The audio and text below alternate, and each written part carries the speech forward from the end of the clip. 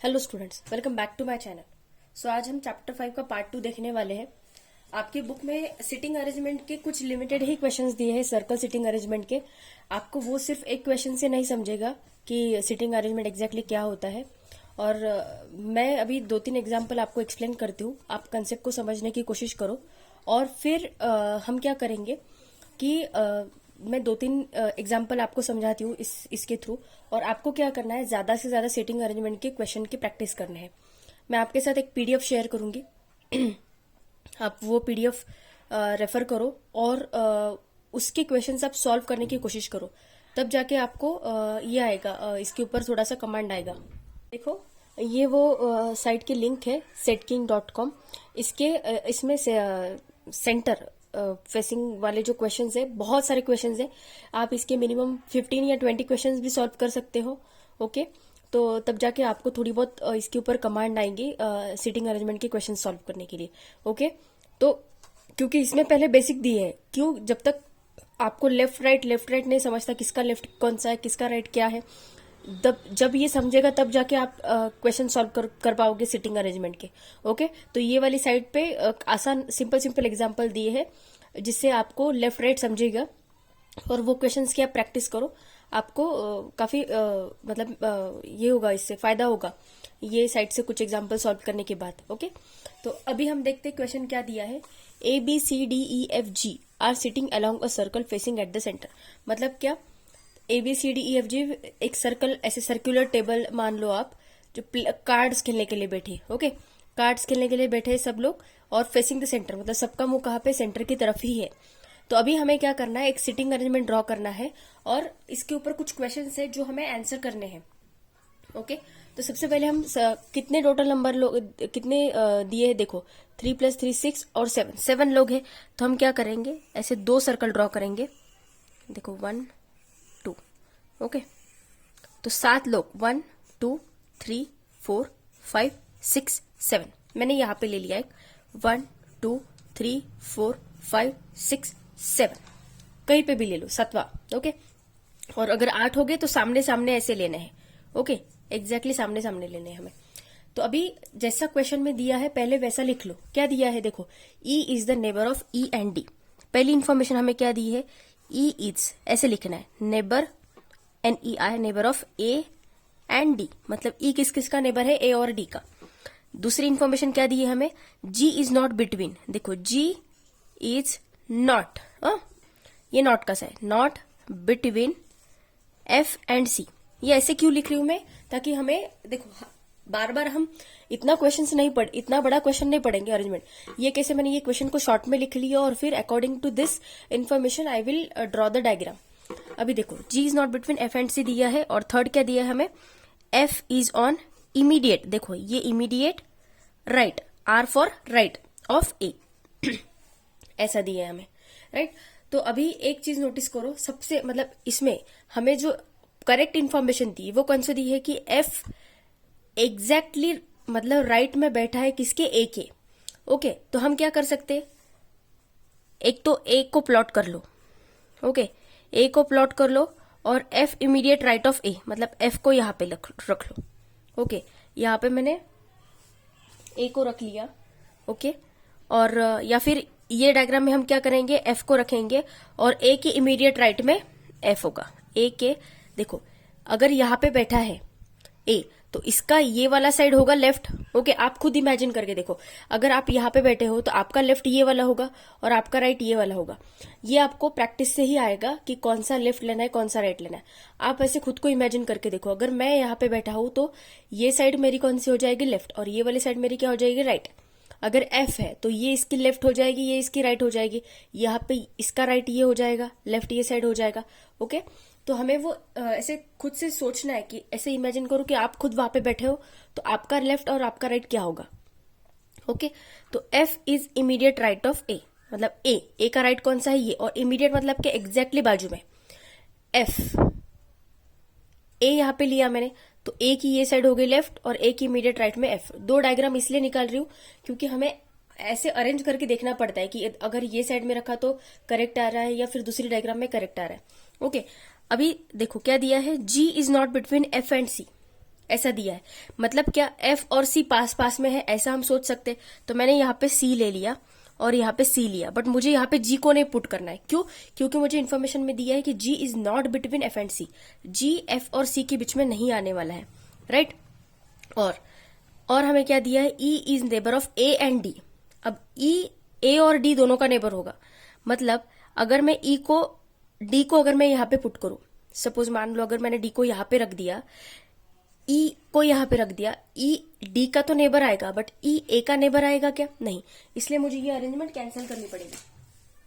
Okay, तो मैं क्या करूंगी अभी, ई को ई ए और डी दोनों का नेबर आना चाहिए, इसलिए मैंने क्या किया, ई को यहाँ पे पुट किया सो दैट ई ए का नेबर हो गया और ई डी का भी नेबर हो गया।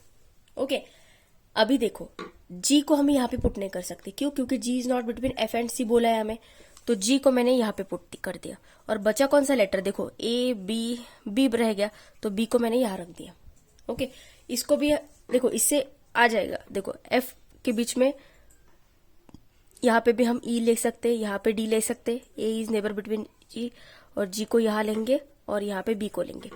अरेंजमेंट वैसी ही आई है, देखो एफ बी सी ऐसा ही आया है, चाहे आप कहीं पे भी ले लो, बट आपको बस क्वेश्चन को समझना है और क्वेश्चन को सॉल्व करना है। हो सकता है आपको एक झटके में ना समझ में आए ये सब, तो आप क्या करो, वीडियो को बार बार देखो, क्वेश्चन को समझने की कोशिश करो, मेरे साथ आप खुद भी सिटिंग अरेंजमेंट ड्रॉ करो। जैसा मैं बोल रही हूँ कि अभी इसका राइट ये आ रहा है, तो आप खुद देखो कि इसका राइट ये सच में आ रहा है या नहीं आ रहा है। आपको वीडियो को पॉज करो और साथ साथ में मेरे प्रैक्टिस करो। ओके, और ये जो साइड दी है इसके ऊपर बहुत सारे प्रैक्टिस एग्जाम्पल दिए है सर्कुलर अरेंजमेंट के, तो इसकी भी आप प्रैक्टिस करो। ओके, तो अभी ये अरेंजमेंट के ऊपर कुछ क्वेश्चंस दिए हैं, वो हम क्वेश्चंस अभी सॉल्व करना स्टार्ट करते हैं। अभी देखो क्वेश्चंस दिए हैं ये डायग्राम के ऊपर, ये हमारी डायग्राम आ गई। ओके, ये रेफर करो या फिर ये रेफर करो, कोई फर्क नहीं पड़ता, दोनों भी करेक्ट ही है। Okay, who are the neighbours of B, मतलब बी के नेबर्स कौन कौन है। देखो सी और डी है क्या, सी और डी नहीं। एफ बी के नेबर सी और डी है क्या, नहीं, तो पहला ऑप्शन कैंसिल हो गया। एफ एंड सी, एफ और सी, यस, बी के नेबर कौन कौन है, एफ और सी दोनों दिए, मतलब हमारा आंसर क्या हो गया, ऑप्शन नंबर 2।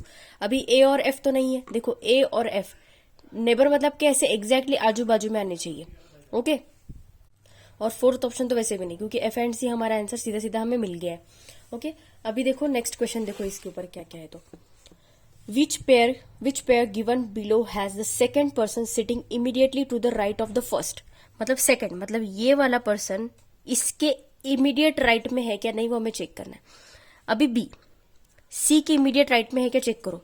अभी सी का राइट कौन सा होगा, अगर सी का फेस इधर है, देखो ये अगर डायरेक्शन में सी का फेस है तो सी का राइट क्या हो गया, ये वाला हो गया, और लेफ्ट क्या हो गया, ये वाला हो गया, राइट। तो second person sitting immediately to the right of the first. अभी बी सी के राइट में है क्या एग्जैक्टली, नहीं, लेफ्ट में, तो ये ऑप्शन हमारा कैंसिल हो गया। नाउ सेकंड ऑप्शन देखो क्या दिया है, डी एंड जी। देखो जी कहाँ पे है, यहाँ पे है, और डी यहाँ पे है, तो डी को अगर आप देखो तो डी का ये क्या हो जाएगा, लेफ्ट साइड हो जाएगा, और ये वाला साइड क्या हो जाएगा, राइट।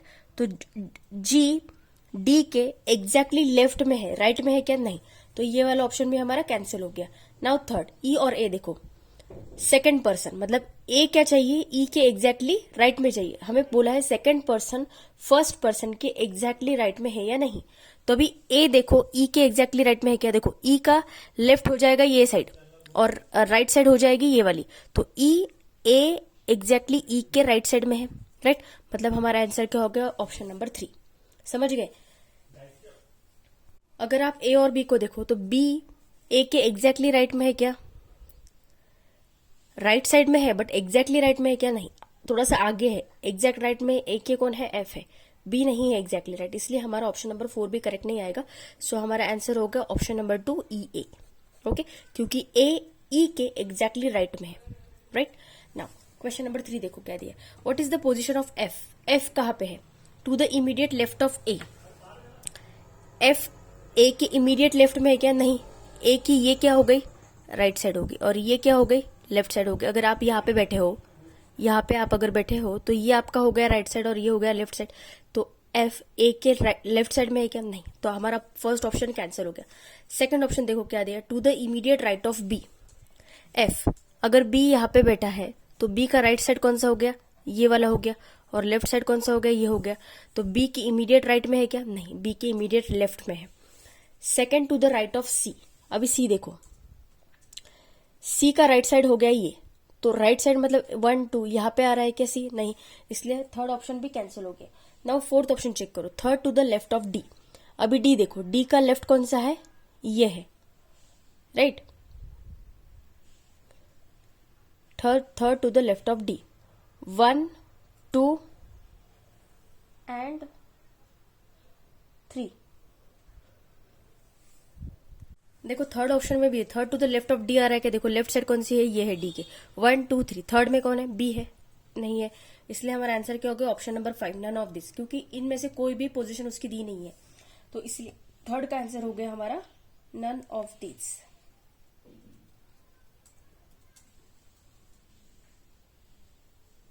ओके, अभी नेक्स्ट क्वेश्चन देखो क्या दिया है, which of the following does not have the pair sitting adjacent to each other, मतलब कौन लोग, मतलब इनमें से कौन लोग एक दूसरे के आजू बाजू में नहीं बैठे, बी ए है आजू बाजू में, नहीं, okay, does not have the pair sitting adjacent to each other, does not have, okay, then ये देखो दूसरा क्या दिया है, सी बी एडजेसेंट है, डीई भी एडजेसेंट है, जीडी भी एडजेसेंट है, मतलब फर्स्ट आंसर ही होगा हमारा, क्योंकि बी और ए ही ऐसे है कि वो दोनों एक दूसरे के एग्जैक्टली आजू बाजू में नहीं बैठे हैं, क्योंकि उनके बीच में एफ है, right. So in this way you can solve such type of questions. मैं एक और एग्जांपल लेती हूँ और फिर एक आपके बुक में जो क्वेश्चंस दिए हैं सिटिंग अरेंजमेंट के, उसका मैं एक एग्जांपल आपको समझाती हूँ। अभी देखो टोटल कितने लोग दिए, देखो 1 2 3 4 5 6 7 8 लोग दिए, तो हम क्या करेंगे, पहले 2 सर्कल ड्रॉ कर लेते हैं, उसमें 8 लोगों की अरेंजमेंट बना लेते हैं। This is 1 and this is 2 circle, 1 2 3 4 5 6 7 8, 1 2 3 4 5 6 7 8। तो सबसे पहले हम क्या करेंगे, इसमें जो इन्फॉर्मेशन दी है उसको शॉर्ट में लिख लेंगे, यहाँ पे हमें क्या क्या दिया है। ओके, तो सबसे पहले देखो क्या दिया है, MNPRTWF and H are sitting around a circle facing the centre, मतलब ये सब कैसे बैठे हैं, सर्कल को सेंटर को फेस करके बैठे हैं, right. P is third to the left of M। देखो इन्फॉर्मेशन को बहुत ध्यान से देखो, ये इन्फॉर्मेशन अगर आपने गलत लिख ली तो आपकी अरेंजमेंट पूरी गलत हो जाएगी। ओके, तो देखो सबसे पहले क्या दिया है, P is third to the left of M, P is third to the left of M, P is third to the left of M and second to the right of T, मतलब P L के third left में है and second to the right of T, right। P is third to the left of M and second to the right of T, right। अभी second देखो क्या दिया, N is second to the right of T, sorry, N is second to the right of P, N किसके second right है, किसके, P के, right. मतलब N कहाँ पे बैठा है, सेकंड राइट पे बैठा है, किसके, P के, राइट। अभी थर्ड देखो क्या दिया है, R is second to the right of W, R is second to the right of W,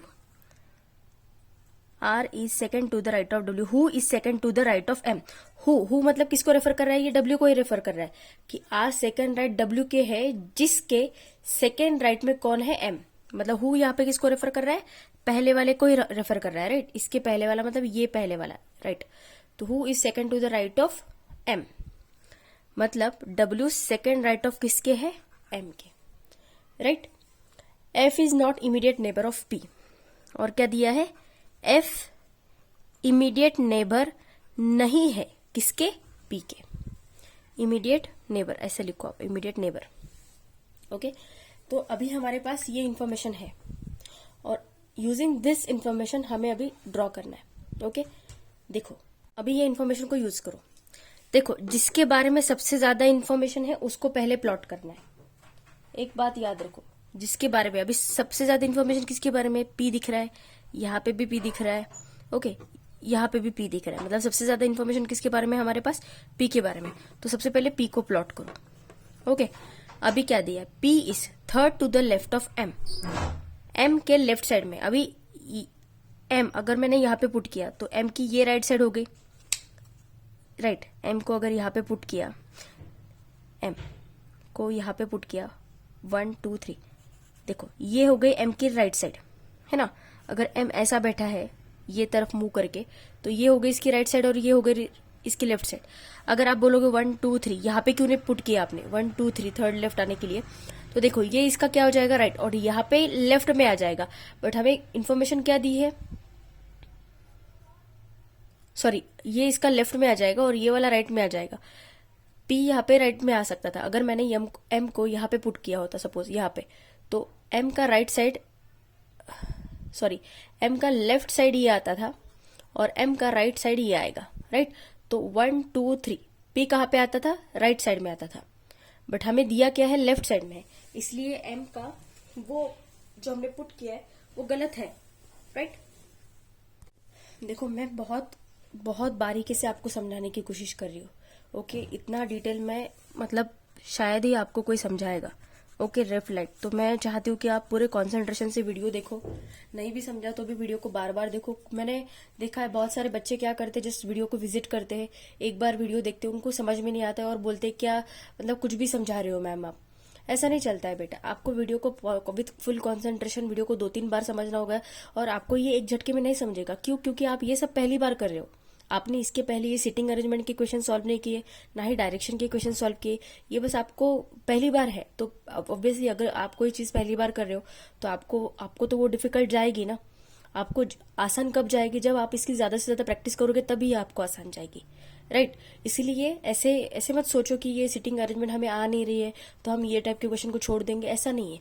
आप प्रैक्टिस करो, एक बार आपको लेफ्ट राइट समझ में आ गया ना, तो आपको ये क्वेश्चन इतने आसानी से जाएंगे, बहुत आसानी से आएंगे ये क्वेश्चन सॉल्व करते हुए, ओके। तो वीडियो को विथ फुल कॉन्सेंट्रेशन, और नहीं भी समझ रहा होगा तो वीडियो को 2-3 बार देखो और मेरे साथ साथ सॉल्व करने की कोशिश करो, ओके। तो समझ में आ गया यहाँ पे M को मैंने क्यों नहीं लिया, ओके। M यहाँ पे आएगा 1 2 3। अभी और क्या बोला है, P is second to the right of T। अभी T को 1 2, P का सेकंड आना, P सेकंड पे आना चाहिए, तो T को अगर मैं यहाँ पे पुट करूँ तो T का लेफ्ट हो गया ये साइड और T का हो गया राइट साइड ये, तो 1 2 मतलब T यहाँ पे आएगा, राइट। क्योंकि सेकंड राइट बोला है ना हमें, इसलिए T का सेकंड राइट बोला है। P is second to the right of T, मतलब 1 और 2 दूसरी पोजीशन पे यहाँ पे आएगा। तो हमारा P T M ये दोनों भी पुट हो गए। नाउ अभी देखो, N is second to the right of P। P के सेकंड राइट में कौन है, M, तो 1 and 2 मतलब N कहाँ पे आएगा, यहाँ पे आएगा। N is second to the right of P मतलब 1 2, P के राइट साइड में सेकंड नंबर पे कौन है, N, राइट। यहां तक समझ गए। अभी देखो, R is second to the right of W। अभी R और W हमें यहाँ पे, हमने R और W को पुट ही नहीं किया, तो हम कैसे पता करेंगे, बट इसके लिए हमें इन्फॉर्मेशन यहाँ पे दी है कि W सेकंड राइट में है M के। M तो ऑलरेडी पुट है हमारा, तो W को हमें क्या करना है, M के सेकंड राइट में पुट करना है। तो M के राइट साइड हो गई ये और लेफ्ट साइड हो गई ये, तो W कहाँ पे आएगा, 1 2 मतलब W यहाँ पे आएगा, राइट। क्योंकि सेकंड राइट बोला है ना, 1 and 2 W यहाँ पे आएगा। अभी W की पोजीशन मिल गई तो हमें R की भी पोजीशन मिल जाएगी। क्यों? क्योंकि R second right to the W। अभी W का लेफ्ट साइड हो गया ये और राइट साइड हो गया ये, तो W का सेकंड राइट क्या होगा, 1 and 2 मतलब R कहाँ पे आएगा, यहाँ पे आएगा। देखो ये जो R लिखा है ये लेफ्ट और राइट समझा रही हूं मैं आपको, okay. This is for left and right, okay. और अभी सबसे इंपॉर्टेंट इन्फॉर्मेशन यहाँ पे दिया है कि F is not immediate neighbour of P, मतलब F यहाँ पे नहीं आएगा, तो F कहाँ पे आएगा, ये यहाँ पे आएगा, क्योंकि बाकी के तो सारे पुट हो गए। तो यहाँ पे बचा कौन है, देखो M N P R T W F, H बचा है, तो H यहाँ पे आएगा, ओके। तो इसमें हमें ये कभी कभी 2 सर्कल का काम गिरता है हमें अरेंजमेंट चेक करने के लिए। ये क्वेश्चन आसान था इसलिए एक ही सर्कल में काम हो गया, ओके। तो देखो क्वेश्चन को ध्यान से देखो और कैसे कैसे पुट करना है वो देखो, और जो मैंने आपको साइड दी है उसके ऊपर ऐसे बेसिक एग्जांपल दिए है। ये जो एग्जांपल है मैंने उसी के लिए है, क्योंकि आपको बेसिक समझाने के लिए। तो अभी हमारी ये सिटिंग अरेंजमेंट हो गई। अभी इसके ऊपर कुछ क्वेश्चन है, वो क्वेश्चन हम सॉल्व करते हैं। अभी देखो ये क्वेश्चन, ये डायग्राम को रेफर करके हमें बाकी के क्वेश्चंस के आंसर्स देने। Who is immediate right of P, P की इमीडिएट राइट में कौन है, पी का राइट साइड ये है, राइट, तो इमीडिएट राइट में कौन है, एच, इसलिए हमारा आंसर क्या आ गया, ऑप्शन नंबर 1 एच। ओके, अभी who is to the immediate right of H, अभी एच के इमीडिएट राइट में कौन है वो देखना है हमें। एच के इमीडिएट राइट में एन है, ऑप्शन में एन कहीं पे दिख रहा है नहीं, तो आंसर क्या हो गया, none of this. Data inadequate इसलिए नहीं क्योंकि दिया है ना हमें पूरा, हमारा डायग्राम ड्रॉ करके हो गया है, तो ऐसी बात नहीं है कि हमें ऑप्शन नहीं है, मतलब हमारे पास डेटा पूरा नहीं है, डेटा हमारे पास पूरा है बट ऑप्शन यहाँ पे प्रेजेंट नहीं, इसलिए हमारा आंसर क्या हो गया, नन ऑफ दिस। ओके, अभी नेक्स्ट क्वेश्चन देखो, यहाँ पे डायग्राम में ड्रॉ कर लेती हूँ, एक मिनट, जस्ट अ मिनट, यहाँ पे same arrangement,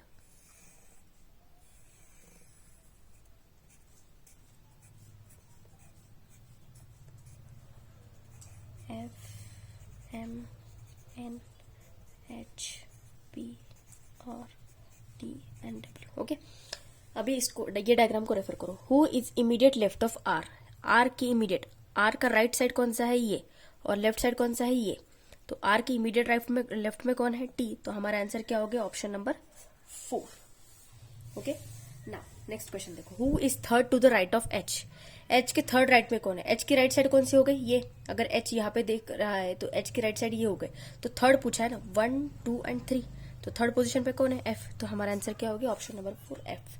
now who is second to the right of F, अभी एफ ऐसा बैठा है तो इसका राइट कौन सा हो जाएगा, ये वाला राइट हो जाएगा और ये वाला लेफ्ट हो जाएगा, तो सेकंड राइट बोला है ना, तो 1 2 मतलब सेकंड राइट कौन आएगा, टी, हमारा आंसर क्या हो गया, option number 3।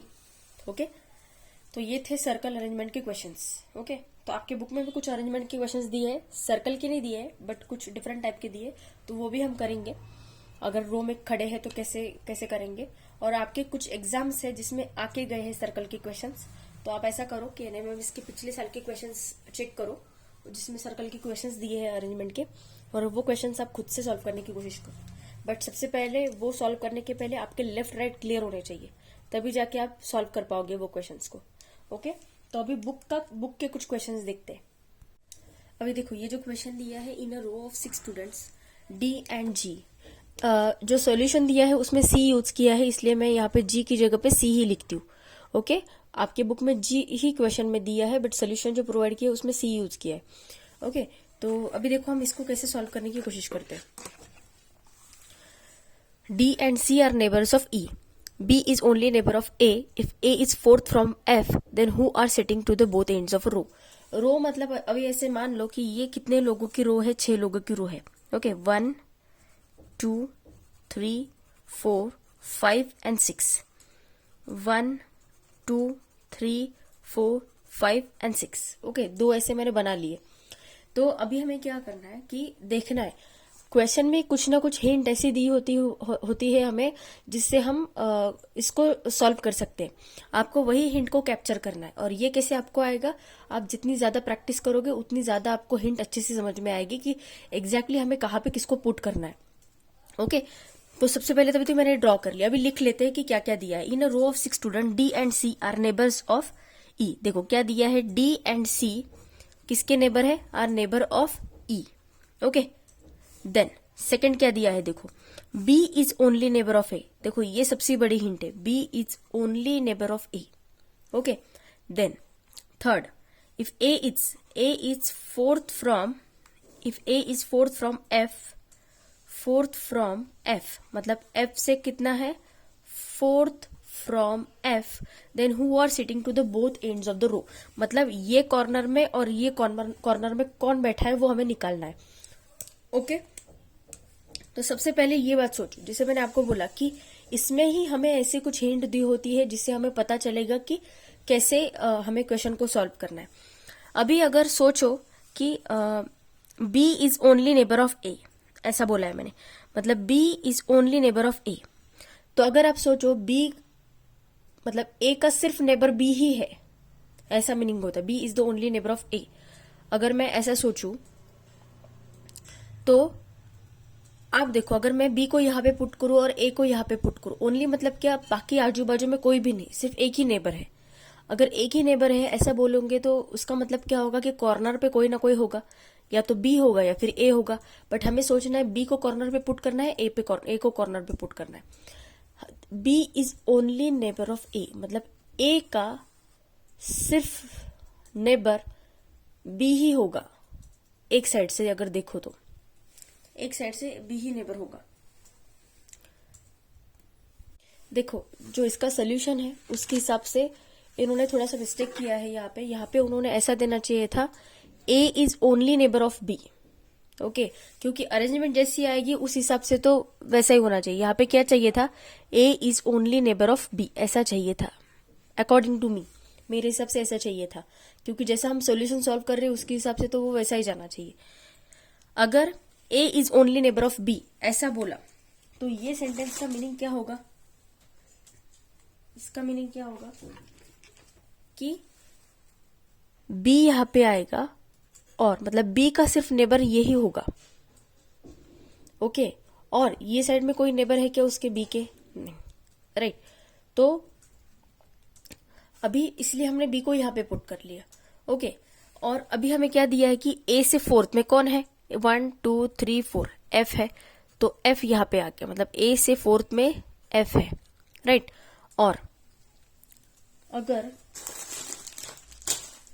Just a minute, अगर देखो दो कंडीशन दी है हमें, यहाँ पे मैंने इसको B is A is only neighbour of B, मतलब बी का सिर्फ ए ही नेबर होगा, इधर के साइड में उसके कोई भी नेबर नहीं है, राइट, बी के साइड में। तो ए से 1 2 3 4 एफ यहाँ पे आ गया। अभी यहाँ पे क्या दिया है, D and C are neighbours of E, right. तो ई के नेबर होने चाहिए डी और सी, मतलब ई को मैंने यहाँ पे पुट कर दिया। एक तो डी यहाँ पे आएगा और सी यहाँ पे आएगा, मतलब ई के सी और डी दोनों नेबर हो गए, या फिर ई यहाँ पे ही आएगा। क्यों, क्योंकि उसको दोनों नेबर चाहिए सी और डी, राइट। एक तो डी को हम यहाँ पे पुट कर सकते हैं और एक तो यहाँ पे पुट कर सकते हैं। मतलब हमारी कंडीशंस देखो, जब भी हम डायग्राम ड्रॉ करते हैं तो हमारी ये जो 4 कंडीशंस दी है ये सेटिस्फाई होनी चाहिए। यहाँ पे A is only neighbour of B ऐसा चाहिए था अकॉर्डिंग टू मी। ओके, तो ये क्या आएगा कि A is only neighbour of B, B का सिर्फ ए ही नेबर है, बाकी इधर की साइड में कोई है क्या, नहीं, राइट। देन क्या दिया है हमें दूसरा condition, A is fourth from F, तो एफ कहाँ पे, ए से फोर्थ नंबर पे, 1 2 3 एंड 4, फिर 4 नंबर पे एफ दे दिया मैंने। यहाँ पे भी 1 2 3 4 नंबर पे एफ दे दिया। नाउ यहाँ पे हमें क्या दिया है, D and C are neighbour of E, मतलब डी और सी ई के नेबर आने चाहिए। तो ई का नेबर सी भी आया, ई का नेबर डी भी आया, बट हमें ऐसा पता नहीं ना कि डी एग्जैक्टली यहाँ पे है या यहाँ पे है। तो मैंने 2 कंडीशन ली, एक तो डी यहाँ पे भी हो सकता है और सी यहाँ पे भी हो सकता है। आप दोनों में से कोई भी डायग्राम प्रेफर करो, उसमें दोनों भी केस में ई के नेबर सी और डी ही आ रहे हैं। हमें ऐसे सोचना पड़ेगा कि ऐसा जरूरी नहीं ना कि डी यहाँ पे, हमें डी की परफेक्ट पोजीशन दी है क्या कि डी 3rd नंबर पे है, डी 4th नंबर पे या फिर डी 5th नंबर पे, ऐसा नहीं दिया है। हमें सिर्फ इतना दिया है कि ई के नेबर डी और सी दोनों है, इसलिए हम डी और सी को एक तो यहाँ पे पुट कर सकते हैं या फिर यहाँ पे पुट कर सकते हैं, इसलिए इसकी 2 अरेंजमेंट होगी।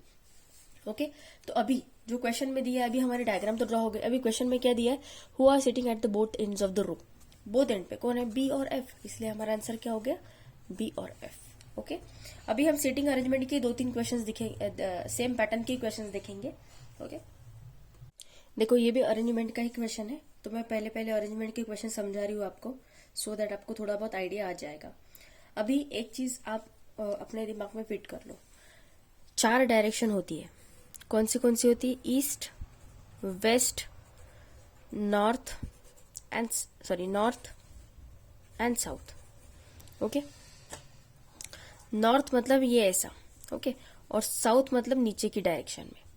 तो एक बात याद रखो, जब भी हम बात कर रहे होते हैं नॉर्थ डायरेक्शन की, ओके, तो नॉर्थ साइड में क्या होता है, हमारा जो राइट होता है, मतलब हमारा जो राइट होगा वही नॉर्थ का राइट होगा, और हमारा जो लेफ्ट होगा वही नॉर्थ के लिए लेफ्ट होगा। आप चाहे तो खुद नॉर्थ डायरेक्शन में खड़े रहकर देख लो, हमारा जो राइट होगा वही राइट होगा और जो लेफ्ट होगा वही लेफ्ट होगा। जब हम साउथ डायरेक्शन में, जब हम बोलते हैं कि कोई हमारे साउथ डायरेक्शन में फेस है, मतलब आपके एग्जैक्टली अपोजिट खड़ा है कोई, तो आपका जो राइट होगा वो उसका लेफ्ट हो जाएगा और उसका जो लेफ्ट है वो आपका राइट हो जाएगा। आप ऐसे इमेजिन करो कि आप आप और आपका फ्रेंड आमने सामने खड़े हैं। आप नॉर्थ डायरेक्शन को फेस कर रहे हैं और आपका फ्रेंड साउथ डायरेक्शन को फेस कर रहा है, राइट। सो आपका जो राइट होगा वो उसका लेफ्ट होगा और उसका जो राइट होगा वो आपका लेफ्ट हो जाएगा, राइट, मतलब उल्टा हो जाएगा। तो आपको एक बात याद रखनी है, अगर क्वेश्चन में आपको स्पेसिफिकली बताया है कि जो स्टूडेंट्स दिए हैं, जो अरेंजमेंट आपको दिए है, उसमें अगर आपको स्पेसिफिकली बताया है कि वो they are facing the south direction, तो हमें उल्टा लेना है। मतलब उन्होंने मतलब राइट बोला है, राइट, तो हम जब प्लेस करेंगे तो हम उसको लेफ्ट डायरेक्शन में प्लेस करेंगे। क्यों? क्योंकि वो साउथ डायरेक्शन में खड़ा है, मतलब वो हमारी तरफ मुंह करके खड़ा है। मतलब हमारा जो राइट होगा वो उसका लेफ्ट होगा और उसका जो लेफ्ट होगा वो हमारा राइट होगा, राइट, उल्टा हो जाएगा। तो इसीलिए जब हम साउथ डायरेक्शन के क्वेश्चन सॉल्व करते हैं तो खुद को इमेजिन करना है कि हमारा राइट कौन सा है, तो वो उसका लेफ्ट हो जाएगा और उसका जो लेफ्ट होगा वो हमारा राइट हो जाएगा। ये बात को आप दिमाग में फिट कर लो। और अगर आपको क्वेश्चन में दिया ही नहीं है, मान लो कुछ, तो आपको बाय डिफॉल्ट नॉर्थ डायरेक्शन ही लेनी है, अगर क्वेश्चन में नहीं दिया है तो। ओके, तो अभी यहाँ पे स्पेसिफिकली उन्होंने मेंशन किया है कि ये जो 5 स्टूडेंट्स हैं ये कौन सी डायरेक्शन को फेस कर रहे हैं, साउथ डायरेक्शन को फेस कर रहे हैं। तो मतलब वो ऐसे देख रहे हैं, इधर की साइड में देख रहे हैं, उनका फेस इधर की साइड में है। तो कितने फ्रेंड्स बताए हमें? 1 2 3 4 एंड 5। तो 2 लेती हूँ, 1 2 3 एंड 4 एंड 5। तो सबसे पहले आपको क्या दिया है, देखो, Jayant is standing just to the right of Anant. Jayant कहाँ पे? इमीडिएट, जस्ट मतलब क्या, इमीडिएट राइट भी बोल सकते हो आप, immediate right of Anant. Okay. Praveen standing between, किसके प्रवीण स्टैंडिंग बिटवीन है? Kabir and Sudhir. Okay, and Sudhir is standing between, किस किस की सुधीर स्टैंडिंग बिटवीन है? जयंत एंड प्रवीण के। ओके, तो अभी ऐसा मान लो कि यहाँ पे अगर मैंने ऐसा नहीं लिया है, सपोज, मतलब ये ऐसे मैंने पूरे बना के नहीं लिए, ये क्वेश्चन में बनाने की जरूरत नहीं है, आपको प्रैक्टिस से आ जाएगा वो कहाँ कहाँ पे बनाना है, कहाँ कहाँ पे नहीं बनाना है। बनाए तो भी चलता है, नहीं बनाए तो भी चलता है। अभी मान लो क्या दिया है, Jayant is immediate to the right of Anant. अभी अनंत को लो। ओके, अगर आप राइट को सोचो तो आप यहाँ पे प्लेस करोगे, राइट, मतलब जयंत को आप अनंत के राइट में प्लॉट करोगे। Jayant is immediate right to the Anant, इसका मीनिंग क्या होता है? जयंत अनंत के राइट साइड में खड़ा है। तो अनंत का राइट ये है, बट नहीं, क्यों? क्योंकि इसका राइट ये आएगा। क्यों? क्योंकि because they are facing the south direction, इसलिए जयंत यहाँ पे आएगा। ओके, क्योंकि इसका मुंह यहाँ पे है तो इसका राइट ये हो जाएगा, है ना। आप ये चीज कंफर्म कर लो पहले कि राइट कौन सा है, लेफ्ट कौन सा है। अगर नॉर्थ डायरेक्शन होती तो जयंत यहाँ ये साइड में आ जाता, बट अभी साउथ डायरेक्शन है, मतलब अगर ये इधर मूव कर रहा है तो इसका राइट ये हो जाएगा और लेफ्ट ये हो जाएगा, है ना। आप खुद ऐसे इमेजिन करके देखो कि आप साउथ डायरेक्शन में खड़े हो तो आपका राइट और आपका लेफ्ट कौन सा हो जाएगा। तो जयंत कहाँ पे आएगा? यहाँ पे, राइट। अभी हमें क्या दिया है? Praveen is between Kabir and Sudhir. तो कबीर और सुधीर का नहीं, बट जयंत के साथ और एक कनेक्शन है, किसका? Sudhir is between Jayant and Praveen. अभी सुधीर को मैं यहाँ पे नहीं डाल सकती बीच में, क्यों? क्योंकि सुधीर कहाँ पे आएगा? जयंत और अनंत के बीच में आएगा। हमें वैसा नहीं चाहिए, हमें कहाँ पे चाहिए? सुधीर किसके बीच में चाहिए? जयंत और प्रवीण के बीच में चाहिए। तो इसलिए सुधीर यहाँ पे आएगा जयंत और प्रवीण के बीच में, राइट। अभी हमें क्या दे? Praveen is between Kabir and Sudhir. तो प्रवीण, ये सुधीर है, तो सुधीर के बीच में, सुधीर और कबीर के बीच में कौन आया? प्रवीण आया, राइट। क्योंकि क्या दिया है? Praveen is between Kabir and Sudhir, तो सुधीर के बीच में ये आया। और सुधीर किसके में बीच में बताया? प्रवीण और जयंत के बीच में। और हमें क्या दिया है? Anant, Jayant is just immediate right to Anant. तो अनंत का राइट कौन सा है? ये है, राइट। तो इसलिए इन दिस वे ये हो गई हमारी अरेंजमेंट। आपको ये विथ प्रैक्टिस ही आएगा, जितने ज्यादा प्रैक्टिस करो उतना ज्यादा आपको आसान जाएगा। प्रैक्टिस कैसे करोगे? पिछले साल के क्वेश्चन आपके बुक में दिए होंगे क्वेश्चन पेपर, उसमें से सीटिंग अरेंजमेंट के क्वेश्चंस निकालो। ऐसे आपको दिखेगा कि ये ऐसी एक रो है, या फिर ये कैरम खेल रहे हैं, या फिर कुछ कार्ड्स खेल रहे हैं, या फिर सर्कुलर अरेंजमेंट में बैठे।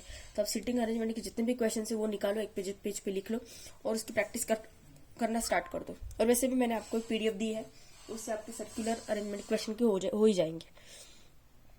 ओके, तो ये हो गई हमारी अरेंजमेंट। मतलब क्या आएगा? कबीर, प्रवीण, सुधीर, जयंत एंड अनंत। ओके, तो अभी इसके ऊपर कुछ क्वेश्चंस दिए हैं हमें, वो क्वेश्चंस अभी हम सॉल्व करना स्टार्ट करते हैं। अभी देखो, कबीर प्रवीण, सुधीर, जयंत एंड अनंत ऐसे बैठे हैं सब, ये लोग ऐसे लाइन में बैठे। Who is standing to the left corner. अब आप क्या सोचोगे, लेफ्ट कॉर्नर में कबीर है ना, सबसे लेफ्ट कॉर्नर में कबीर है, आप ऐसा सोचोगे, बट ऐसा नहीं है। क्यों? क्योंकि मैंने आपको कहा कि वो कौन सी डायरेक्शन को फेस कर रहे हैं, they are facing the south direction, इसलिए हमारा जो लेफ्ट होगा वो उनका राइट होगा और हमारा जो राइट होगा वो उनका लेफ्ट होगा। तो हम जैसे बैठे हैं, according to us this is left, right, but नहीं, लेफ्ट कौन सा होगा, ये होगा अनंत, इसलिए हमारा आंसर क्या होगा, option number 1 Anant. Okay, who is standing to the left corner, Anant हो जाएगा क्योंकि ये साउथ डायरेक्शन है। Who is standing exactly in the middle, middle में कौन है, देखो जयंत और अनंत को छोड़ दो, इधर प्रवीण और मतलब इक्वल नंबर ऑफ स्टूडेंट को छोड़ दो, यहाँ पे ये दोनों को छोड़ दो और इधर ये दोनों को छोड़ दो, तो एग्जैक्टली मिडल में कौन आ रहा है, सुधीर, तो इसलिए हमारा आंसर क्या होगा, ऑप्शन नंबर 3 सुधीर। ओके, बीच में एग्जैक्टली कौन आ रहा है, सुधीर आ रहा है, क्योंकि ये दोनों छोड़ दो, ये दोनों छोड़ दो, एग्जैक्टली बीच में आ रहा है सुधीर। ओके, अभी नेक्स्ट और एक सिटिंग अरेंजमेंट का क्वेश्चन देखते हैं। क्वेश्चन देखो क्या दिया है, Bhajanlal, Jayant, Amol and Padma are playing carrom board. अभी कैरम बोर्ड खेल रहे हैं तो मतलब शेप कौन सा होगा, स्क्वायर शेप होगा, राइट, ऐसा शेप होगा। देखो ये क्वेश्चन इजी इसलिए 2 डायग्राम की जरूरत नहीं पड़ती, बट कभी कभी डिफिकल्ट क्वेश्चन आते हैं ना तो हमें अरेंज करके देखना पड़ता है। तो देखो क्या क्या दिया है, कैरम बोर्ड खेल रहे हैं मतलब स्क्वायर शेप होगा, राइट, कैरम स्क्वायर शेप का होता है इसलिए। Amol is sitting to the right of Jayant. अभी जैसा जैसा इन्फॉर्मेशन दिया है वैसा वैसे हमें लिख के लेना है। क्या दिया है, पहला information, Amol is sitting to the right of Jayant, मतलब इमीडिएट राइट ही होगा, immediate right of Jayant. Okay, Amol is sitting to the right of Jayant. Okay, और क्या दिया है, Jayant is sitting to the right of, R for right, right of Jayant is sitting to the right of Bhajanlal. Okay, इतनी information हमें दी है, इतनी इन्फॉर्मेशन काफी है डायग्राम ड्रॉ करने के लिए।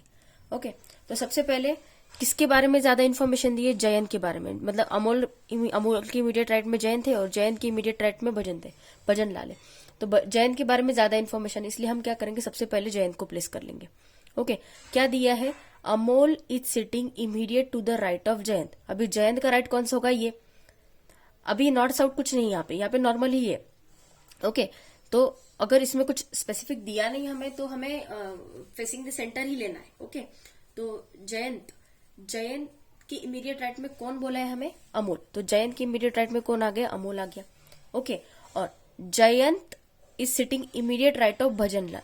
अभी जयंत भजनलाल के इमीडिएट राइट में आएगा, तो भजनलाल को अगर मैं यहाँ पे प्लेस करूं तो भजनलाल का लेफ्ट हो जाएगा ये और भजनलाल का राइट हो जाएगा ये, तो भजनलाल की एग्जैक्ट राइट में कौन आया है, जयंत। अभी भजनलाल, जयंत, अमोल हो गए, बचा कौन, पद्मा, तो पद्मा यहाँ पे आ गया।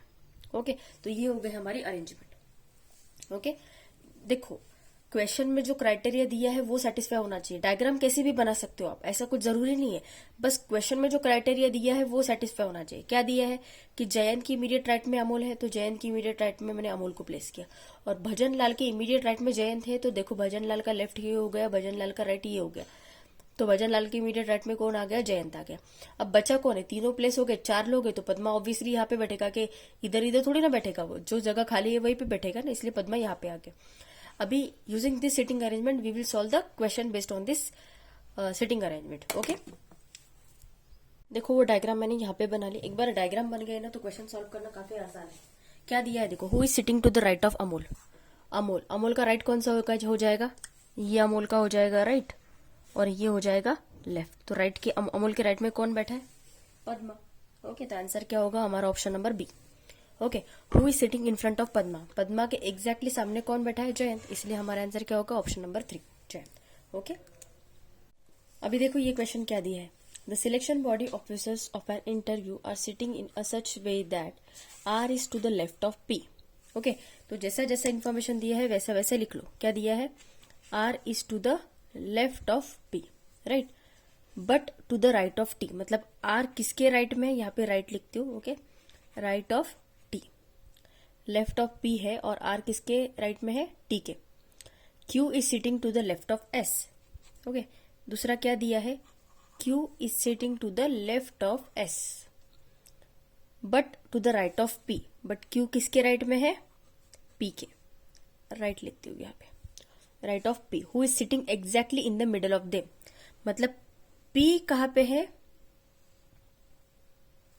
पी मिडल में है, पी एग्जैक्टली मिडल में है। ओके, ऐसा बोला है उन्होंने। तो अभी अरेंजमेंट देखते हैं क्या दिया है। सबसे पहले R is to the left of P, ये पी है और आर पी के लेफ्ट में है। ओके, और R is to the right of T, R किसके राइट में? टी के राइट में, मतलब टी कहाँ पे आएगा? यहाँ पे। टी का राइट क्या है? आर, और पी का लेफ्ट क्या है? R. Q is sitting to the left of S. Okay, अभी क्यू और एस पता नहीं हमें, बट यहाँ पे क्यू की पोजीशन दी हमें। Q is to the right of P, Q किसके राइट में? पी के राइट में, मतलब पी के राइट में क्यू आएगा। और Q is to the left of S, Q कहाँ पे? एस के लेफ्ट में, मतलब एस के ये साइड में आएगा, राइट, एस के लेफ्ट में आएगा। तो ये हो गई हमारी arrangement, T R P Q S. तो अभी पूछा क्या है? Who is sitting exactly in the middle of them, sorry ये क्वेश्चन था, who is sitting in the exactly middle of them. तो कौन है? इधर से दो छोड़ो, इधर से दो छोड़ो, एग्जैक्टली बीच में कौन आ रहा है? पी। तो हमारा आंसर क्या हो गया? Option number 1। ओके, काफी आसान था ये क्वेश्चन। देखो सिंपली क्या दिया था, R is to the left of P, मतलब पहले मैंने पी प्लॉट कर लिया, पी के लेफ्ट में कौन है? आर, और आर किसके राइट में? टी के, तो टी के राइट, टी इधर दे दिया, सो दैट आर इसका राइट हो जाएगा। देन क्यू की पोजीशन हमें पता नहीं थी एस के साथ, तो मैंने क्या किया, बट क्यू की पोजीशन पी के साथ दी थी। क्या था कि Q is right to the P, मतलब पी के राइट में क्यू था और एस के लेफ्ट में क्यू था, इसलिए ऐसे दिया हमने। ओके, तो ये क्वेश्चन था। अभी हम नेक्स्ट क्वेश्चन देखते हैं। अभी देखो ये क्वेश्चन क्या दिया है, ये कैलेंडर का क्वेश्चन है। Suppose today is 13th August, Saturday will be after 4 days, what was the day on last month of 1st July। Okay, देखो उन्होंने क्या बोला है, देखो अगस्त का दिया है और हमें पूछा है जुलाई का, मतलब पिछले मंथ का पूछा है। जुलाई पहले आता है, अगस्त बाद में आता है। तो जैसे कि मैंने आपको जब कैलेंडर ट्रिक की वीडियो आपको मैं समझा रही थी, उसमें मैंने आपको बताया था अगर पिछले मंथ का पूछते हैं तो हम जो भी रिमाइंडर आएगा उसको सब्सट्रैक्ट करेंगे गिवन डे में से, राइट। अगर कैलेंडर भूल गए होंगे तो कैलेंडर की वीडियो मेरे चैनल पे अवेलेबल है, पार्ट 1, पार्ट 2 एंड पार्ट 3। आप पूरे वीडियो जाके चेक कर सकते हो, उसमें मैंने बहुत बेसिक से बहुत डिटेल में एक्सप्लेन किया है। और अगर आपने वो वीडियो बहुत कॉन्सेंट्रेशन से देखे तो आपको ये क्वेश्चन बहुत इजीली समझ में आएगा, राइट। तो अभी देखो उन्होंने क्या बोला है कि आज टुडे है 13 अगस्त, सपोज आज है 13 अगस्त। उन्होंने क्या बोला, Saturday will be after 4 days, मतलब 4 दिन बाद सैटरडे आएगा। ओके, तो सैटरडे की डेट क्या होगी, अगर मैं +4 करूं तो 17 अगस्त को कौन सा डे आएगा? सैटरडे आएगा। ओके, इतना समझ गए। तो 4 दिन पीछे जाओ तो 13 अगस्त को क्या आएगा? ट्यूसडे आएगा। एक तो आप ये डेट कंसिडर करके आंसर निकालो या फिर ये डेट कंसिडर करके आंसर निकालो, कोई फर्क नहीं पड़ने वाला है। ओके, तो हम जो गिवन है वही डेट कंसिडर करेंगे कि सपोज हमें ऐसा पूछा है कि सपोज 13 अगस्त को अगर ट्यूसडे है तो 1 मार्च को क्या डे होगा, सॉरी 1 जुलाई को क्या डे होगा, राइट।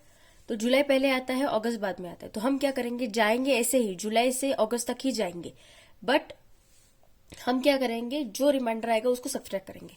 मान लो 1 जुलाई तक हमें पता है, हमें कितने दिन का नहीं पता है, 30 दिन का नहीं पता है, राइट। जुलाई के 1 दिन पता है तो 30 दिन का नहीं पता है। ये क्वेश्चन आपको तभी समझ में आएगा जब आपने कैलेंडर ट्रिक के तीनों भी पार्ट देखे, तभी आपको ये क्वेश्चन समझ में आएगा, नहीं तो आपको ये क्वेश्चन बिल्कुल भी समझ में नहीं आएगा।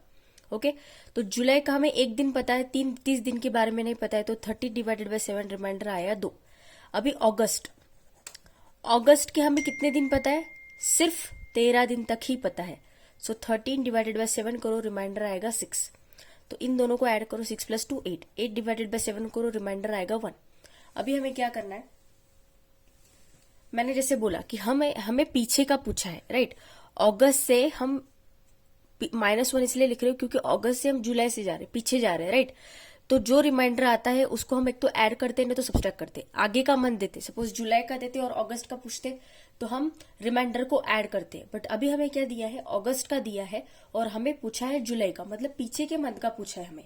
और मैंने कैलेंडर ट्रिक में आपको समझाया था कि हम क्या करते हैं, जब पीछे का पूछते हैं तब जो भी रिमाइंडर आता है हम उसको गिवन डे से सब्ट्रैक्ट करते हैं। सो ट्यूसडे -1 डे कर लो, ट्यूसडे -1 कौन सा डे आएगा, मंडे, राइट, मंडे आएगा। सो हमारा आंसर क्या होगा, ऑप्शन नंबर 2। ओके, अभी नेक्स्ट क्वेश्चन देखते हैं। अभी ये क्वेश्चन को काफी ध्यान से पढ़ो और सोचो थोड़ा सा इसमें क्या दिया है। क्या दिया है कि टुडे इज 1 मार्च, सपोज मतलब आज का दिन जो है वो 1 मार्च है। After 5 days the day will be Sunday. अब इसमें 5 डे ऐड करो तो कितना आएगा, 6 मार्च। 6 मार्च को क्या आएगा, संडे आएगा। या फिर आप 5 दिन पीछे जाओ, संडे के 5 दिन पीछे जाओ, क्या क्या आएगा, Saturday, Friday, Thursday, Wednesday and Tuesday. मतलब क्या आएगा, 1 मार्च को ट्यूसडे आएगा, राइट। अगर हम 5 दिन पीछे गए तो 1 मार्च को क्या आएगा, ट्यूसडे आएगा, राइट। अभी उन्होंने क्या पूछा है कि ये जो अभी ईयर जो चल रहा है वो मान लो वो लीप ईयर है। लीप ईयर है मतलब कितने डेज होंगे, 366 डेज होंगे। और फेब्रुवरी में कितने डेज होंगे, 29 डेज होंगे, right. What was the day of 1 December of last year. तो उन्होंने पूछा है कि पिछले साल के 1 दिसंबर को दिन कौन सा था। अभी देखो, जैसे मैंने आपको बोला जाना तो हमें दिसंबर से मार्च तक ही है, ओके। हम मार्च से दिसंबर तक नहीं जाएंगे, क्यों, क्योंकि हमें पिछले साल से नेक्स्ट ईयर जाना है, राइट। सो मान लो 1 दिसंबर तक हमें पता है। दिसंबर में टोटल डे कितने होते हैं, 31 होते हैं। तो 1 दिसंबर के बारे में पता है, हमें डेज कितने नहीं पता है, 30। तो 30 डिवाइडेड बाय 2 करो, रिमाइंडर आएगा 2। ये हो गया दिसंबर के लिए। अब जनवरी में डेज कितने होते हैं, 31 डिवाइडेड बाय 7, 7, रिमाइंडर आएगा 3, राइट। अब फेब्रुवरी, ये इन्फॉर्मेशन काफी इंपॉर्टेंट है। ये इन्फॉर्मेशन उन्होंने क्यों दी, this running year is a leap year, ये इसलिए दिए ताकि हम फेब्रुवरी के डेज कितने कंसिडर करें, 29। सो 29 डिवाइडेड बाय 7, रिमाइंडर कितना आएगा 1। और मार्च का कितना दिन पता है हमें, सिर्फ 1 दिन ही पता है, क्योंकि हम 1 मार्च तक ही जा रहे हैं इसलिए। अभी देखो हम ये सबको ऐड करेंगे, 3 + 2 5, 5 + 1 6, 6 + 1 7। सो 7 डिवाइडेड बाय 7, रिमाइंडर कितना आएगा, 0, राइट। 7 को 7 से डिवाइड किया तो रिमाइंडर आया 0। मतलब डे कौन सा आ रहा है, सेम डे ही आ रहा है, ट्यूसडे, राइट। रिमाइंडर 0 आ रहा है मतलब सेम डे आ रहा है। इसका आंसर है कि आंसर हो गया हमारा ट्यूसडे, ओके। पीछे गए ट्यूसडे -0 को तो सेम ही आएगा। अगर यहाँ पे 1 आता, सपोज मान लो अगर यहाँ पे 8 आता और 8 डिवाइडेड बाय 7 करते, रिमाइंडर 1 आता, तो हम सब्सट्रैक्ट करते करंट डे में से। क्यों, क्योंकि हम पीछे गए हैं। हम दिसंबर से मार्च तक गए, हम मार्च से दिसंबर तक नहीं गए, हम उल्टा जा रहे हैं, इसलिए हम सब्सट्रैक्ट करते। बट यहाँ पे सीधा सीधा रिमाइंडर 0 आ गया, इसलिए सेम डे रिपीट हुआ है, ट्यूसडे, ओके। अगर वीडियो अच्छा लगा होगा तो वीडियो को लाइक कीजिए, मेरे चैनल को सब्सक्राइब कीजिए और अपने फ्रेंड्स के साथ वीडियो को ज्यादा से ज्यादा शेयर कीजिए। Thank you so much. इसके जो डायरेक्शंस के क्वेश्चन है वो मैं नेक्स्ट पार्ट में अपलोड करूंगी, आपको डायरेक्शन का कंसेप्ट भी समझाऊंगी। आज मैंने सिटिंग अरेंजमेंट किसके लिए कवर किया, क्योंकि सिटिंग अरेंजमेंट की आपको थोड़ी बहुत प्रैक्टिस हो जाएगी, ये सारे सेम टाइप के क्वेश्चन लिए तो, ओके। हम डायरेक्शन के क्वेश्चन और जो कुछ ABCD वाले जो क्वेश्चन है जिसमें अरेंजमेंट्स दी है कुछ, वो हम नेक्स्ट पार्ट में करेंगे। तो आज के लिए बस इतना ही। Thank you so much.